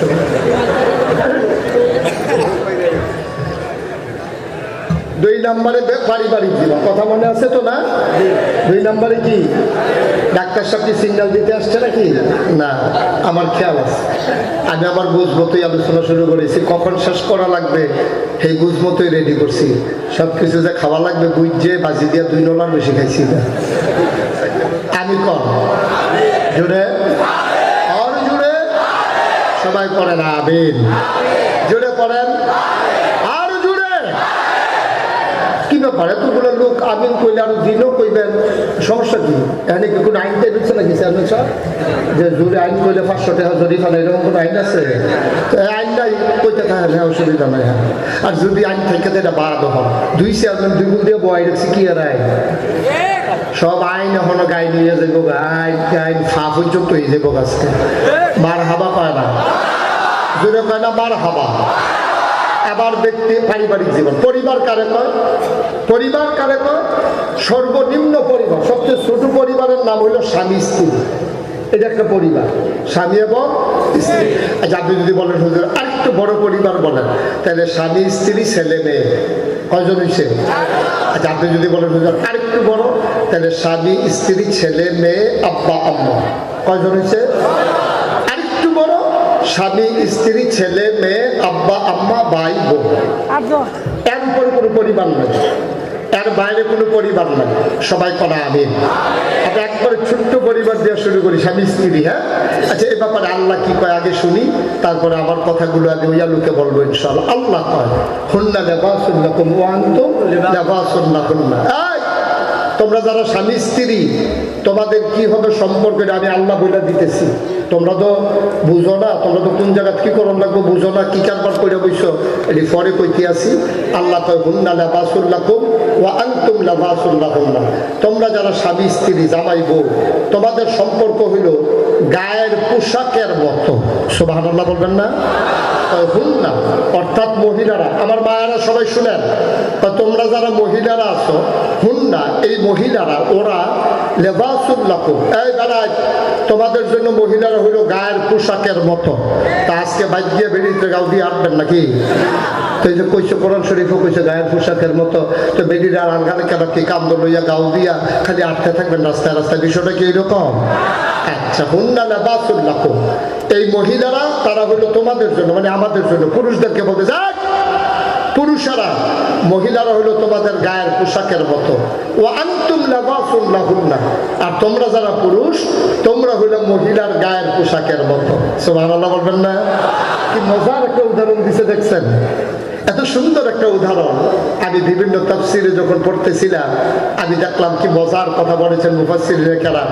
ওই গায়ের পোশাক মানুষের গায়ের সাথে যেমনি লেগে থাকে, আমার এই পাঞ্জাবিটার নিচে একটা গেঞ্জি আছে, এই গেঞ্জিটা আমার গায়ের সাথে কি আলাদা না লাগা রয়েছে? ঘামলে সবার আগে গায়ের সাথে যে কাপড়টা একবারে মিশে যায়, এটা হলো গেঞ্জি। তো মহিলা পুরুষের জন্য, পুরুষ মহিলার জন্য গায়ের পোশাকের মতো। মানে কি? মানে হচ্ছে তিনটা, খুব খেয়াল করে, মানে হচ্ছে তিনটা। গায়ের পোশাক মানুষের লজ্জা ঢেকে রাখে। আমাদের লজ্জা ঢেকে রাখছে পাতা না কাপড়? গায়ের পোশাক কাগজ না কাপড়? কাপড়। তাহলে 1 নম্বরে গায়ের পোশাক মানুষের লজ্জা ঢেকে রাখে। 2 নম্বরে গায়ের পোশাক মানুষের ইজ্জত বাড়ায়। 3 নম্বরে গায়ের পোশাক মানুষকে আরাম দেয়। গায়ের পোশাক লজ্জা ঢেকে রাখে। তোমার লজ্জাস্থান ঢেকে রাখার জন্য তোমার গায়ের লুঙ্গি পায়জামা প্যান্ট যাই বলো, এগুলা গায়ে তোমার লজ্জা ঢেকে রাখার জন্য। তাইলে তোমরা স্বামী স্ত্রী একজন আর একজনের লজ্জা ঢেকে রাখবা।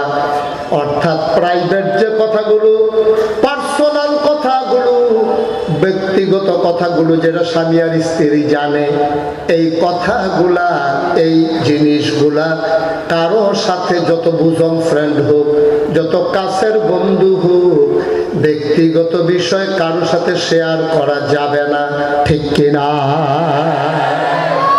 গায়ের পোশাক যেমন করে লজ্জা ঢেকে রাখে, তুমি পুরুষ, তোমার দায়িত্ব হলো মহিলার লজ্জা ঢেকে রাখা।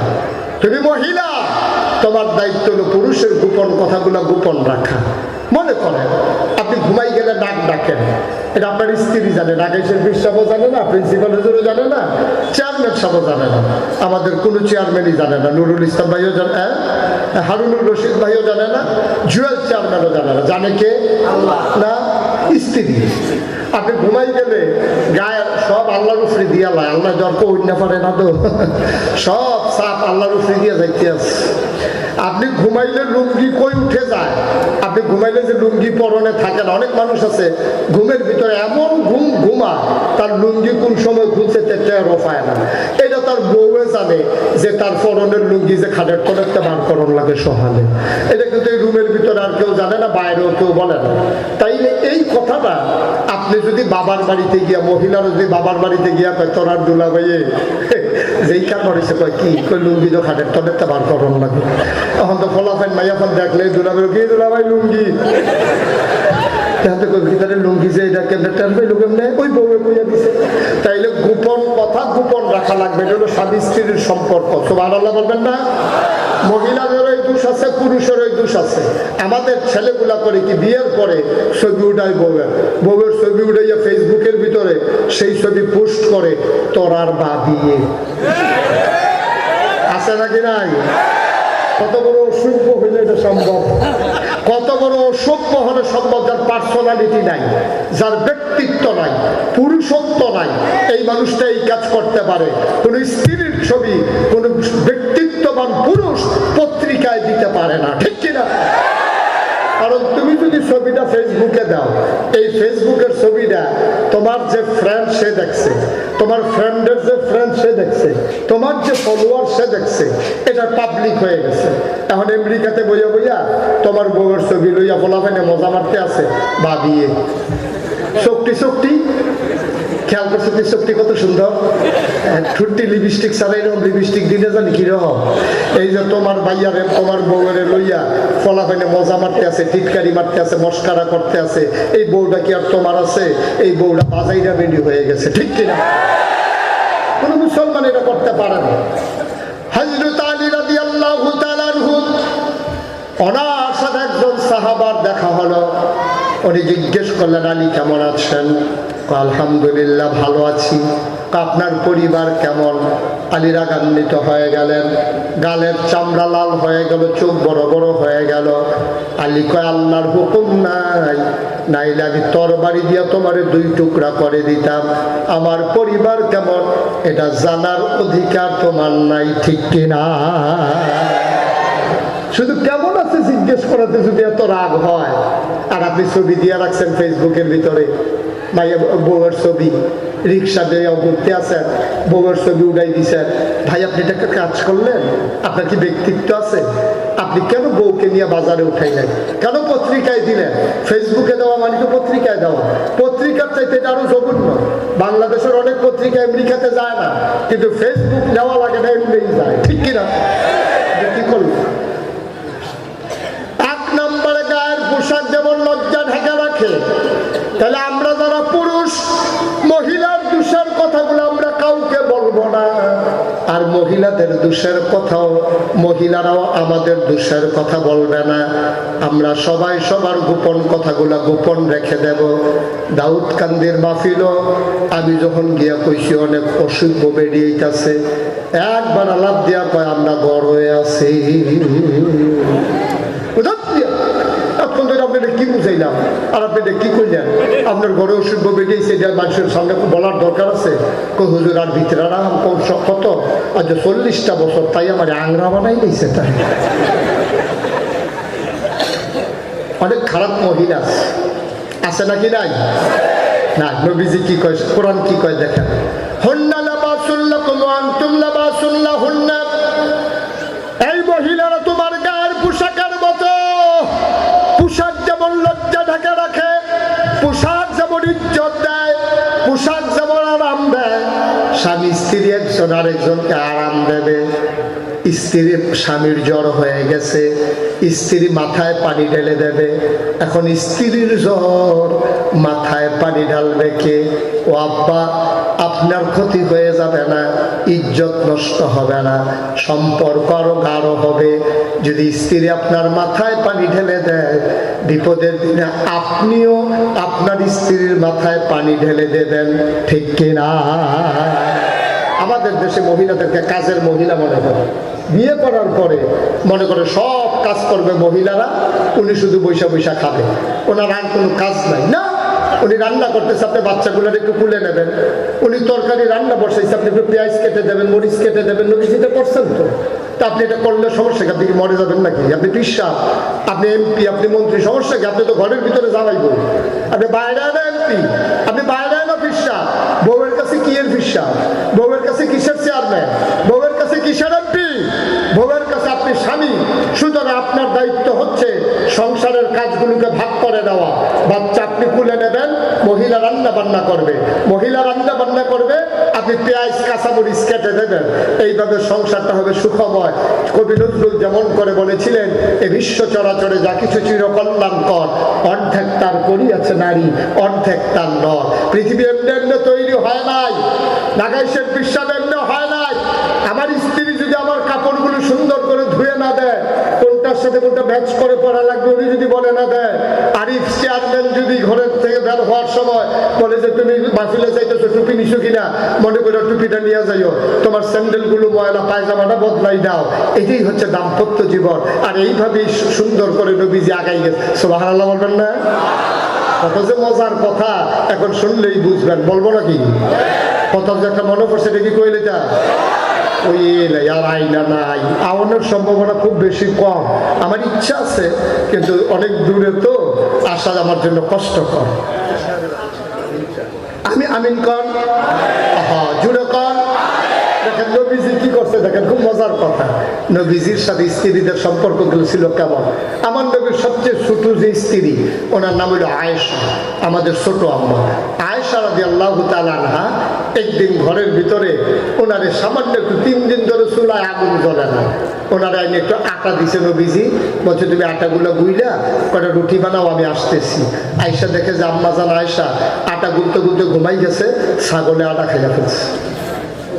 আচ্ছা আমরা হইলে এখন কি করতাম, আন্তাজ মায়ের যেটা পড়লো এইটা বেড়ে তুল্লা দিল, ঠিক কিনা কা? নবীজি মুচকি হাসি দিয়া কয় ঠিক আছে, মন খারাপের কিচ্ছু নাই, আজকে বুধের কপালে খাবার নাই, ওকে ফাইন, কোনো সমস্যা নেই, টেনশনের কিচ্ছু নাই, আল্লাহ হয়তো এটার ভিতরে কোনো কল্যাণ রেখেছেন, আমরা হলে এটা পারতাম না। আমরা যেই কারবার যেই মানুষ আমরা এটা জীবনেও পারতাম না। তো নবীজি যখনই কোনো যুদ্ধের ময়দানে যেতেন একজন একজন স্ত্রীর সাথে নিয়ে যাইতেন, লটারির মাধ্যমে স্ত্রী নির্বাচন করতেন। তো নবীজির সবচেয়ে ছোট আম্মা তো আয়েশা, ওনার তো খেলার বয়সে শেষ হয় না।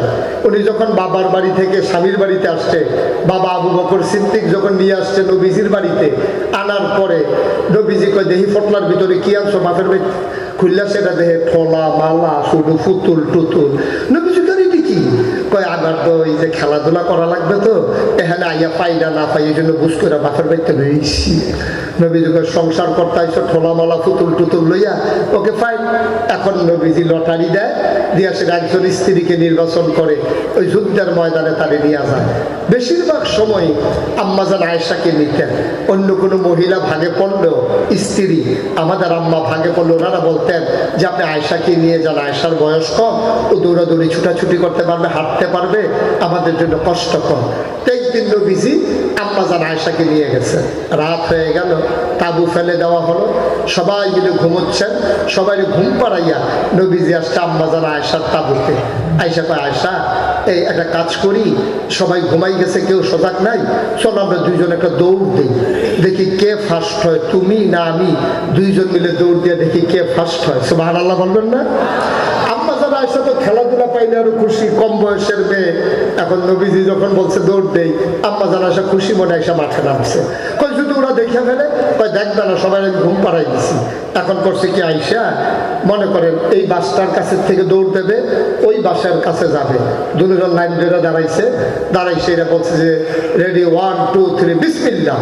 এখন দিছে দৌড়, নবীজি পিছনে পড়ে গেছে, আম্মাজান আয়েশা ফার্স্ট হয়ে গেছে। তো ছোট মানুষ জিতছে, খুব খুশি না, ইয়া রাসূলুল্লাহ আমি কিন্তু জিতে গেছি। নবীজি মনে মনে কয় আমি না জানি তুমি কেমনে জিতছো, আমি কি এই দৌড় দিছি তোমার ফার্স্ট বানানোর লেগে, আমি ইচ্ছা করে তো আসতে দৌড় দিছি, তুমি যে খুশি হইবে এটার জন্য। নবীজি আর কিছু কয় নাই, ঠিক আছে হ ফার্স্ট তো হইছেই, এটা নবীজি মনে রাখছে। আবার কিছুদিন পরে স্বামী স্ত্রী দুইজন যুদ্ধের ময়দানে রওনা করছে, গিয়া সেটা আজকে আবার নবীজি বলতেছে আয়েশা অনেক দিন হয় আর দৌড় টোড় দেওয়া হয় না, চলো দুইজন মিলে একটা দৌড় দিই। আজকে যখন আবার দৌড় দিছে, আম্মাজান আয়েশা থেকে হাদিস বর্ণিত, আম্মাজান আয়েশা বলেন তখন আমার শরীরটা একটু ভার হয়ে গেছে, আমার শরীরে একটু ম্যাদ, একটু গুস্ত জমে গেছে, আমি একটু ওজন হয়ে গেছে বেশি।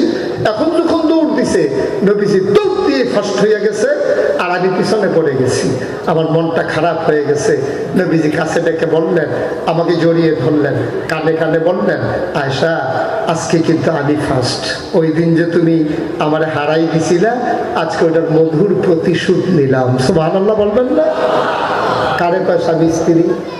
আপনারা দিচ্ছেন দৌড় টোড় দিচ্ছেন, চাঁদের সব দৌড় দিচ্ছেন, হুজুরে দিচ্ছেন, আপনিও দেন নাই, কেউ দেন নাই দৌড়। তাহলে আজকে বাড়িতে গিয়া রাতের বেলা যদি জ্যোৎস্না থাকে, ওয়াইফ নিয়ে দৌড় দিবেন, এই গাছের তো এই গাছ আগে চাইয়াবেন ইট টিট আছে কিনা, আবার যদি ফইরা যায় তাহলে তো সর্বনাশ হইব। দুইজন মিলে দৌড়, আমরাও দৌড়াদৌড়ি করি, দৌড়াদৌড়ি যে বাংলাদেশের মানুষ করে না, দৌড়াদৌড়ি করে অন্যরকম। নবীজি দৌড় দিছে মোহাম্মত বানানোর লাগিয়া, আর আমরা তারা দৌড়ানোর লাগিয়া আহারে দৌড় দৌড়াইতেছে, ভিডিও দৌড়তে আছে, দুনিয়ার মানুষ চাইয়া রয়েছে কি আর সংসার, শিয়াল কুকুরের জিন্দেগি, ঠিক কিনা পাও? স্ত্রীর গায়ে কখনো হাত উঠাবেন না, সাবধান, ওয়াজ বোধহয় মহিলাদের পক্ষে দেখে দিছে না? স্ত্রীর গায়ে কোনোদিন হাত উঠাবেন না। মনে রাখবেন, এই মহিলাটা শুধু আপনার স্ত্রী না, এই মহিলাটা আপনার বাচ্চার মা। ঠিক কিনা? এই মেয়েটা আপনার বাচ্চার মা। মা মা অনেকে আছে ছেলে মেয়েদেরকে দেখাইয়া মহিলাদের উপরে হাত উঠায়, গায়ে হাত শাসন করা লাগবে। শাসনের নিয়ম আছে, এটা পার্সোনাল জানবেন, মাহফিলে করা যাবে না। আপনারা বাইক দিয়ে শাসন শুরু করে দিবেন। এটা যাদের দরকার তারা এই অনুযায়ী ওষুধ ব্যবহার করবেন, এটা আছে, চিকিৎসা আছে। এটা কেমনে করা লাগবে এটা পার্সোনালি ব্যক্তিগতভাবে চেয়ারম্যানে আমার তো জানা নিব, যেহেন জানাই দেওয়ার জানাই দিব। তবে আপনারা পাইকারি দরে শাসন করার দরকার নেই। আল্লাহ যেন মাফ করে, সবাই করা হবে। বাচ্চাটা, এই মহিলাটা আপনার বাচ্চার মা। আপনি যে বাচ্চারে দেখাইয়া দেখাইয়া মহিলার গায়ে হাত উঠাইছেন, আপনি জানেন কি ক্ষতি করছেন? আপনি বাচ্চারে দেখাইয়া দেখাইয়া মহিলার গায়ে হাত উঠাইছেন, আর বাচ্চারা মনে মনে নিয়ত করতে আছে, আমিও বড় হইলে বউ কন্যা, আমিও যদি বড় হই, যেদিন বিয়ে করবো আব্বার মতো আমিও বউকে মারবো। আমার আব্বা আমারে শিখাইছে কেমনে বউ মারতে হয়। আপনি গজব করে দিচ্ছেন, আপনি বাচ্চাটারে ধ্বংস করে দিচ্ছেন, আপনার পরিবারটাতে আপনি আগুন লাগাই দিচ্ছেন। ঠিক কিনা কম? তাহলে দাম্পত্য জীবন হবে এইরকম, গায়ের পোশাক যেমন লজ্জা ঢেকে রাখে, যেমন আরাম দেয়, যেমন ইজ্জত বাড়ায়। আমরা একজন আরেকজন স্বামী স্ত্রী ইজ্জত বাড়াবো, সম্মান দেব, আরাম দেব, লজ্জা ঢেকে রাখবো। আল্লাহ যেন হেফাজত করে, সবাই করা হবে। তবে আমার দেশে একদল কুলাঙ্গা নারী স্বাধীনতার নামে আমার মেয়েদেরকে ঘরের বাইরে দিতে চায়। ঠিক কিনা বলেন? তারা কি বুদ্ধি দেয় জানে? বেড়াইতে যদি মোটর সাইকেলের দুই গুল দিয়ে ফাউ দিয়ে বইতে পারে, তো তোমরা মহিলারা বইতে পারো না। এখন মহিলারাও বয়াইছে, তো যেতে ফান দিছে হেতে মনে করে যে মহিলার পিছে দিয়ে যদি দুই পা দিয়া বসে, তাহলে ব্রেক ধরলে তো মহিলা এসে বাড়ি খায়, তার কাছে ভালো লাগে। নাউজুবিল্লাহ বলবেন না? এ অসত্য, এ অসত্য। মহিলাদেরকে দুই দিকে পাও দিয়ে বসাইতে চাই। আমি বলি, মা, তোমার যেমনি আল্লাহ বানাইছে তুমি ওই জায়গায় সন্তুষ্ট থাকো। তোমার ইজ্জত কম দেয় নাই আল্লাহ, তোমার ক্লাস ভাগ করে দিয়েছে। মহিলাদের জন্য ঘরের ভিতরে আর পুরুষের জন্য বাইরে। পুরুষ যেমন করে রোদ সইতে পারে, মেয়েরা এমন করে রোদ সইতে পারে না। আমারও একটা মাদ্রাসা আছে, আমি দেখেছি রোদের ভিতরে যখন অ্যাসেম্বলি করাতে যাই, একটা ছেলেও বেহুশ হইয়া পড়ে না। প্রত্যেকদিন দুই তিনটা বাইয়া বেহুশ হইয়া পড়ে, কারণ তাদের গায়ের চামড়া পাতলা, কমনীয়, নমনীয়। এটা এই সূর্যের অতি বেগুনি রশ্মি এটা সহ্য করতে পারে না, এই জন্য মাইয়াখন বেহুশ হইয়া পড়া যায়। ছেলেরা এটা হয় না। ছেলে যেমনি রোদের ভিতরে ধান কাটতে পারে, মা তুমি এটা পারবা না। ছেলে যেমন করে ধানের বার কাঁধে নিতে পারে, তুমি এটা পারবা না। ছেলে যেমন করে বাসের ভিতরে জায়গা না পাইলে ছাদে উঠে, আম্মা তুমি এটা পারবা না। কিন্তু আমার দেশে একদল কুলাঙ্গা স্বাধীনতার নামে, নারী স্বাধীনতার নামে, সেকুলারিজমের নামে অতি উৎসাহী হয়ে তারা প্রগতিশীল প্রচার করতে গিয়া আমার মেয়েগুলোর রাস্তায় বের করতে চায়। ওরা কুলাঙ্গার, ওরা মানবতার শত্রু। ওরা বুঝাতে চায় নারী যদি বের হয়ে যায় তাহলে তাদের জন্য ব্যবহার করতে সুবিধা। শিয়াল যখন দেখবো যে মুরগির পক্ষে মিছিল বার করছে, বুঝবা কুসকুস কালা হয়। ঠিক কিনা? শিয়ালে মিছিল বার করছে, এই মুরগিরা তোমরা সবাই সন্ধ্যার পরে ঘরে ঢুকে যাও, তোমাদের একটা স্বাধীনতা নাই? তোমরা রাস্তায় রাস্তায় ঘুরবা সারা রাত। আচ্ছা, এবার বলেন তো, শিয়ালের এই বুদ্ধিটা মুরগির পক্ষে গেছে না বিপক্ষে গেছে? স্বাধীনতার লেবাস দিয়া মুরগিরে যখন ঘরের বাইর করতে চায়, মানে হচ্ছে শিয়ালের কুমতলব হইল রাস্তায় পাইলে তো ওটা ধৈর্য খাইতে সুবিধা হয়। ঠিক কিনা কম? আর আমার দেশের যেই সব অসভ্য পুরুষ, যেই সব ভণ্ড প্রতারক, লুচ্চা বদমাইশ, ওরা নারীদেরকে রাতের বেলা বের করে দিতে চায় হলরুম থেকে, হলগুলো থেকে, ইউনিভার্সিটির হলগুলো থেকে। আমরা বিগত সরকারের আমলে শুনেছি, আমরা আমাদের কোমলবতী মেয়েগুলোকে পাঠাই পড়ার জন্য, আর রাজনীতির নামে ওই বুড়া বুড়া খাটাসদের মনোরঞ্জনের জন্য আমার ইউনিভার্সিটির মেয়েদেরকে তাদের মনোরঞ্জনের জন্য পাঠিয়ে দেওয়া হয়। ঠিক কিনা বলো?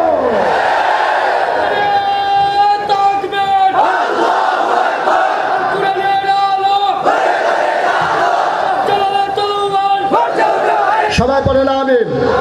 যে পরে আমি চলে গেলে কয়েক বছর স্লোগান দিয়েন ইনশাআল্লাহ। হ্যাঁ, সবাই কোন আমিন। এখন সময় কম তো, সবাই কোন মারহাবা, জোরে কোন মারহাবা। তাইলে নারীর পক্ষে যখন নারীরে বের করার জন্য, বেপর্দা করার জন্য যখন পুরুষ মিছিল বার করে, এই পুরুষ কি আসল না নকল? সে কি ভালো না ভণ্ড?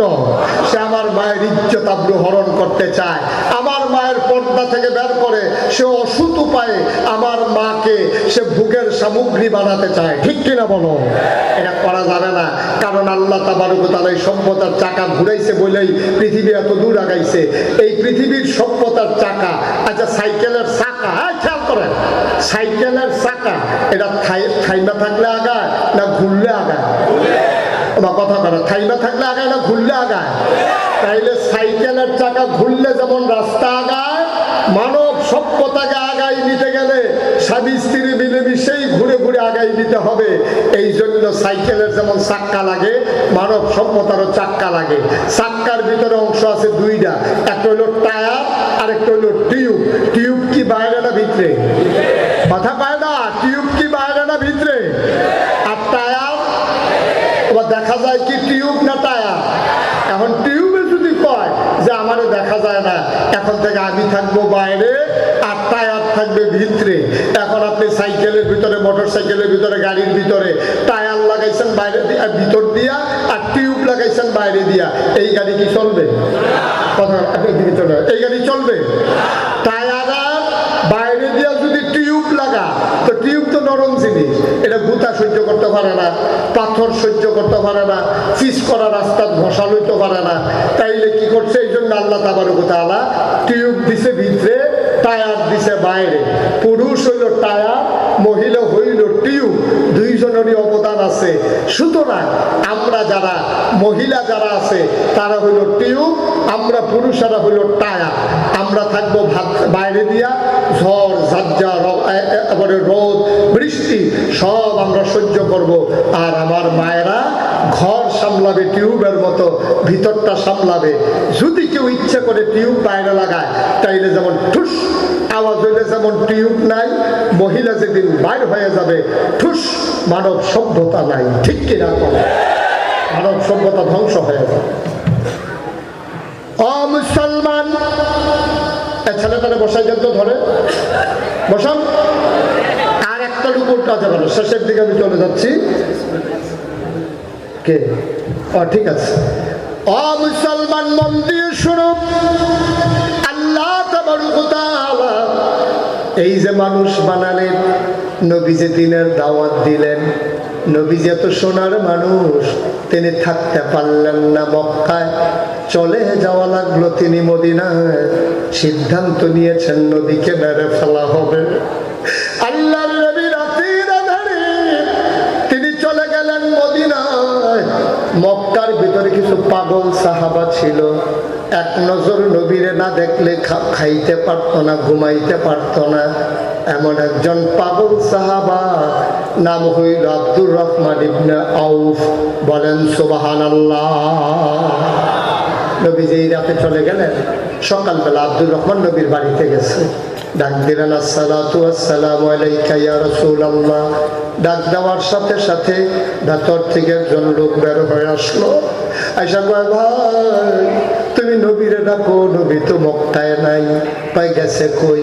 কয় চলে গেছে মদিনায়। কই গেছে বলে নাই। আবার সাহাবা বাইরে গেলেন, মনে মনে আন্দাজ করলেন নিশ্চয়ই নবী মদিনায় চলে গেছেন।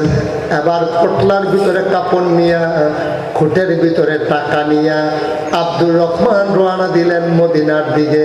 সীমান্ত চৌকি বিজিবি ওখানে পাহারা দেয়, এমন করে যুবকেরা পাহারা দেয় মক্কার কোনো মানুষ যেন মদিনায় যেতে না পারে। ও মুসলমান, ওই যুবকদের হাতে ধরা পড়ে গেলেন আব্দুর রহমান ইবনে আউফ। নিয়ে যাওয়া হলো দারুন নাদওয়ায়, তৎকালীন সংসদের ভেতরে। গিয়ে জিজ্ঞেস করলো, ভাই আপনি কই যাইতেছিলেন? আবু জাহেল জিজ্ঞেস করে, কয় যে এই মক্কায় নবী নাই, এই মক্কায় আমি থাকবো না, চলে যাব মদিনায়। কয় ভাই মদিনায় যাবেন আপত্তি নাই, টুপিটা কোন টাকায় কিনা? কয় মক্কার টাকায় কিনা। কয় মক্কার টুপি মাথায় দিয়ে মদিনায় যাওয়া যাবে না, রেখে দেন। টুপিটা তিনি খুলে রেখে দিলেন। পাঞ্জাবিটা কোন টাকায় কিনা? কয় মক্কার টাকায় কেনা। কয় মক্কার টাকার কেনা পাঞ্জাবি পরে মদিনায় যাওয়া যাবে না, খুলে দেন। আব্দুর রহমান বুঝে ফেলছে ওরা আমার লুঙ্গিটাও বোধহয় খুলে ফেলবে। তিনি লাজুক মানুষ ছিলেন, বড় ফ্যাশনেবল মানুষ ছিলেন। একবারের বেশি একটা পাঞ্জাবি দুইবার গায়ে দিতেন না। অনেক দামি তিনি পারফিউম ব্যবহার করতেন। রাস্তা দিয়ে হেঁটে গেলে মানুষ বুঝতো আব্দুর রহমান হেঁটে যায়। বলেন সুবহানাল্লাহ। টাকার পটলাটা খুলে রেখে দিল, পাঞ্জাবি রেখে দিল, টুপি রেখে দিল। আব্দুর রহমান ইবনে আউফ কাঁদতে কাঁদতে ঘরে চলে আসলেন। সবাই ঘুমিয়ে পড়ল। পাখিগুলো আপন নির্গরগুলো গোয়াল ঘরে, দাওয়ারিশ কুকুরগুলো নিরাপদ আশ্রয়ে, ছোট্ট শিশুরা মায়ের বুকে ঘুমায়, প্রিয়তম স্বামী প্রিয়তমা স্ত্রীকে নিয়ে ঘুমায়। আব্দুর রহমানের চোখে ঘুম নাই। আজকে নবীরা দেখতে পারি না, আমার নবীর আজকে দেখতে পারি নাই। আব্দুর রহমান ঘুমাইতে পারে না। রাত যখন শেষ পর্যায়ে এবার আব্দুর রহমান খালি গায়ে একটা সিরা লুঙ্গি পরে তিনি বের হয়ে গেলেন। গিয়ে দেখে যুবকেরা সারা রাত পাহারা দিয়ে ঘুমাই পড়ছে। আব্দুর রহমান এবার মদিনার বর্ডার ক্রস, মক্কার বর্ডার ক্রস করলেন। সারা রাত তিনি হাঁটেন, সারাটা দিন তিনি পাহাড়ের গুহায় লুকাই থাকেন। দিন যায় রাত যায়, পথ আর শেষ হয় না। একদিন রাতে ঘুরতে ঘুরতে ঘুরতে ঘুরতে শেষ রাতে তিনি গিয়া একটা খেজুর বাগানে লুকাইলেন। সারাটা দিন থাকবেন নিয়ত করলেন। হঠাৎ করে কান পেতে শুনলেন দূর মিনার থেকে আজান ভেসে আসে, আসসালাতু খায়রুম মিনান নাওম। আব্দুর রহমান বুঝে ফেলছে আমি মদিনার কাছাকাছি বোধহয় চলে আসছি। তিনি লাফ দিয়ে বের হয়ে গেলেন। ঠান্ডা পানি দিয়ে উযু করে মসজিদের ভিতরে ঢুকলেন। নবীজি ঢুকলেন, একামত হয়ে গেল, নামাজ দাঁড়িয়ে গেল। মদিনার মানুষগুলো তো আব্দুর রহমানকে চিনে না। আব্দুর রহমান নামাজ শেষ করলেন। আল্লাহর নবী ঘুরে বসলেন মুসল্লিদের দিকে, ডাক দেয়া কয়, মুসল্লিরা সবাই আমার সাহাবারা ভালো আছো নাকি? সবাই বলে জি ইয়া রাসূলুল্লাহ ভালো আছি। আল্লাহর নবী হঠাৎ করে নজর পড়ে গেল আব্দুর রহমানের দিকে। আল্লাহ নবী ওই কোনায় রেখে বসে আছে। এমন একটা মানুষ আমার পাগল ছিল, তার বাড়ি ছিল মক্কায়। তুমি কে বাবা? তোমারে চিনলাম না। আব্দুর রহমান আস্তে করে উঠে দাঁড়ালে, ডাক দেয়া কয়, নবী গো, যেই মানুষটা মক্কায় ছিল, যে আব্দুর রহমানের কথা বলতেছে, আমি সেই আব্দুর রহমান। আমি সেই আব্দুর রহমান। আল্লাহ নবী ডাক দেয়া কয়, তোমার চোখগুলো ছিল ভাষা ভাষা, তোমার গালগুলো ছিল ভরাট, আজকে চোখ করতে চলে গেছে, গালের হাড্ডি বের হয়ে গেছে। ও আব্দুর রহমান দাড়িগুলো হয়ে গেছে উস্কো খুস্কো, চুলগুলো হয়েছে ধোলা মাখা এলোমেলো। ও আব্দুর রহমান, তোমার পিঠ আর পেট একসাথে লেগে আছে। তুমি একটা পাঞ্জাবি দুইবার গাও দাও নাই, তোমার গায়ে তো দেখি কাপড়ে নাই, এই অবস্থা তোমার কে করলো?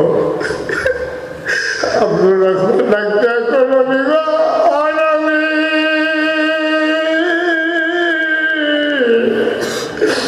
আবু জাহেল আবুল আহাব আমার টুপি খুলে রেখে দিয়েছে, আমার পাঞ্জাবি রেখে দিয়েছে, আমার টাকা রেখে দিয়েছে।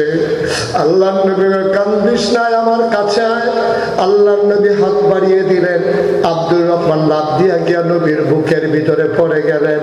নবীও কান্দে, আব্দুর রহমানও কান্দে। নবীর চোখের পানি দিয়ে আব্দুর রহমানের পিঠ ভিজে যায়।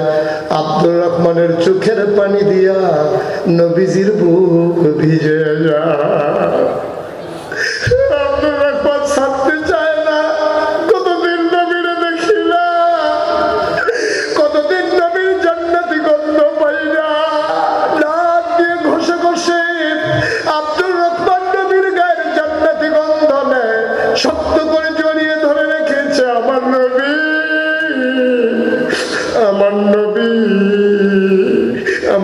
নবীর আমি কবে ধরে দেখি নাই। আব্দুর রহমানও কান্দে, আল্লাহর নবীও কান্দে। এবার আল্লাহর নবী আব্দুর রহমানকে ছেড়ে দিলেন। আব্দুর রহমান ডাক ইয়া রাসূলুল্লাহ, ইয়া হাবিবাল্লাহ, আপনি তো জানেন আমি কেমন মানুষ। কোনদিন আমি একটা গালি দেই নাই কাউকে, কোনদিন কারো সম্পদ আমি চুরি করি নাই, কোনদিন কোনো মানুষকে কষ্ট দেই নাই গো নবী, কোনদিন কাউরে কষ্ট দেই নাই। কি অপরাধ ছিল আমার? কেন আমি আজকে চলে আসা লাগলো মক্কা ছেড়ে মদিনায়? আমার অপরাধটা কি? ওরা আমার টুপি খুলে রেখে দিল, পাঞ্জাবি খুলে রেখে দিল, আমার টাকা গুলো রেখে দিল, অন্যায়টা কি আমার? আল্লাহর নবী কান্না, আব্দুর রহমানও কান্না। আল্লাহর নবী ডাক দিয়া কয়, আব্দুর রহমান, তোর নতুন কোনো অপরাধ নাই রে। আমার যে অপরাধ তোর তো সেই অপরাধ। আমিও তো থাকতে পারলাম না মক্কায়, আমার কি অপরাধ ছিল আব্দুর রহমান? জীবনে কোনো দিন কারো দিকে চোখ বড় বড় করেও তাকাই নাই। কোনো মানুষ আমার হাত থেকে খালি হাতে ফিরে যায় না। আমারও তো কোনো অপরাধ ছিল না, কেন ওরা আমাকে মক্কা থেকে বের করে দিল? তোর তো সেই অপরাধ। ওই অপরাধটা কি ইয়া রাসূলুল্লাহ? আল্লাহর নবী কয়, ওয়া মা নাকামু মিনহুম ইল্লা আইয়ুমিনু বিল্লাহিল আজিজিল হামিদ। আব্দুর রহমান, আমাদের একটাই অপরাধ, আমরা এক আল্লাহর উপরে ঈমান এনেছি। বলো সুবহানাল্লাহ। ও কলাউড়ার মানুষ, ও সুনামগঞ্জের মানুষ, কুমিল্লা, ময়মনসিংহ, কিশোরগঞ্জ, বিভিন্ন জেলার মানুষ, মুশতাক ফয়েজি যদি কোনোদিন আর না আসে, কোনোদিন যদি তোমাদেরকে না ডাকে, 34 বছর মুশতাক ফয়েজি ওয়াজ করে, কদম দিলে মাহফিলের ওজন বুঝি। আজকে তোমাদের দিনের বেলার মাহফিলে কদম দিয়া মন সাক্ষী দিয়েছে, তোমাদের মাহফিল আমার আল্লাহ কবুল করে নিয়েছে। একটা লুক উঠে যাবা না, উঠতে কাউরে দিও না। সবাই মিলে আমরা দোয়া করব, সবাই মিলে আমরা আল্লাহর কাছে চাইব। কলাউড়া ফাজিল মাদ্রাসা যতগুলো ভবন থাকা দরকার ছিল, এতগুলো ভবন মাদ্রাসায় নাই। আরো সুন্দর করে মাদ্রাসার এরিয়াটা গুছাই নেওয়ার দরকার ছিল। একটা লোক লাভ দিয়া দাঁড়াবাদ, হুজুর দোয়ার আগে, দোয়া ছাড়া আমরা কেউ উঠবো না। দোয়ার আগে একটা লোক চাই, হুজুর দোয়া করে দে এই মাদ্রাসার উন্নয়নের জন্য, সুন্দর করে যেন একটা ভবন করা যায়। হুজুর ইনশাআল্লাহ এই মাদ্রাসার জন্য আমি দিয়ে দেব 50,000 টাকা।